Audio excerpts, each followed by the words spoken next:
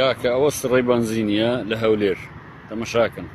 هێشتا بەنزینخانە نەبوویتەوە ئەو خەرکەها ناو فریزەکەی خەرگوان نووسیە. نۆرەگرتنی شۆفێران بۆ وەرگرتنی بەنزین بەردەوامە لەگەڵیشیدا نرخی بەنزینی بازرگانی هەر بەگرانی ماوەتەوە. شۆفێران لەم چلێ هاوینەدا دەبێت چەند کاتژمێرێک لە بەردەم تیشکی خۆریان لە ناو ئۆتۆمێلەکانیان بمینێنەوە تاوەکو بەنزینی بەناو پاڵپشتکراوی حکومی وەربگرن کە نرخ 1 لیتری بە 750 دینارە.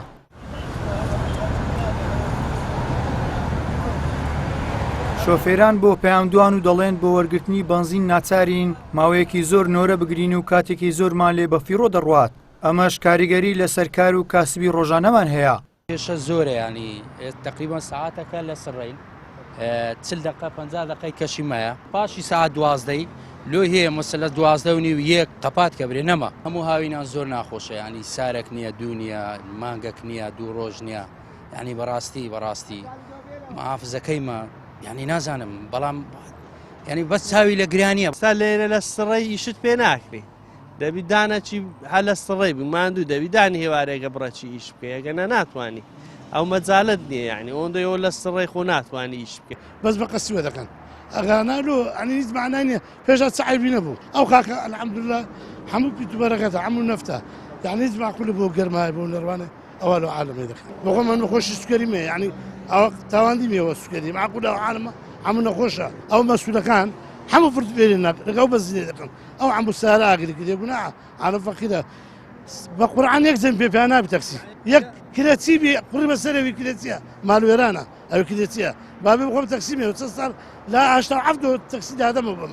ئەوە وەزع بابی کوردە بابی ئەو ملەتەیە دەتوانی ئایا نازم بە شتەکە مەشغوڵە جیهەی ئەساسیە لە ناو وەزارەتی سامانە سوچکان وەکو ئێمە معلوماتی لەکنە. ئەندامێکی ئەنجومەنی پارێزگای هەولێر باز لەوە دەکات سەرباری ڕاگرتن و نەهاتنی بڕی ئەو بەنزینەی کە لەلایەن حکوومەتی عێراقەوە بۆ هەرێم دەنێردرا کۆمپانیا خۆماڵیەکانیش بڕێکی کەمتری بەنزین دەخەنە بازاڕەوە ئەماش لە هەموو ڕوویەکەوە کەمتەرخەمی و بێپلانی حکوومەت دەردەخات بۆ دابینکردنی خزمەتگوزاری و پێداویستیە سەرچیەکانی ڕۆژانەی خەڵک. بەپێ بەدواداچوونەکانی ئێمە ینی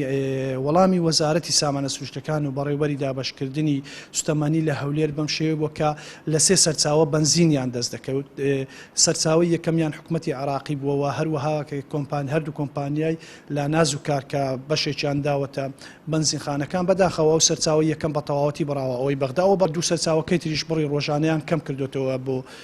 سنووری پارێزگاکان ئەمە هۆکاری ئەساسی بووە کاری حکوومەتە کە پلان و بەرنامەی دوورمەودای هەبێ بۆ چارەسەرکردنی گرفتەکان ئەمانە هەمووی هۆکارن بۆەوەی کە حکوومەتی یاریمی کوردستان کەمتەر خەم بووە لە ڕابردوو و لە ئێستاشدا بەرنامە پلانێکی گونجاوینە بۆ چارەسەرکردنی گرفتەکان.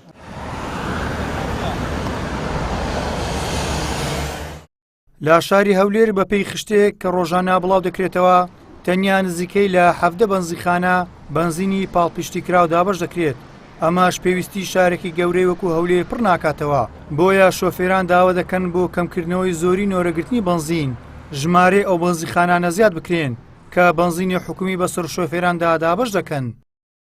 گەیلان سابیر کەناڵی پەیام هەولێر.